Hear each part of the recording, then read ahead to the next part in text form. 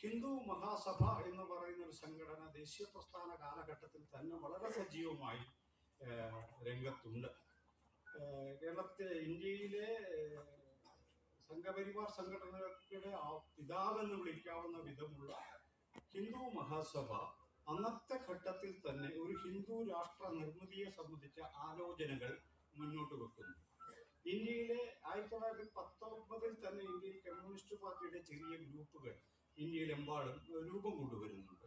അവർ ഒരു സോഷ്യലിസ്റ്റ് ഇന്ത്യയെ സംബന്ധിച്ച ഒരു സങ്കല്പം മുന്നോട്ട് വെക്കുന്നു.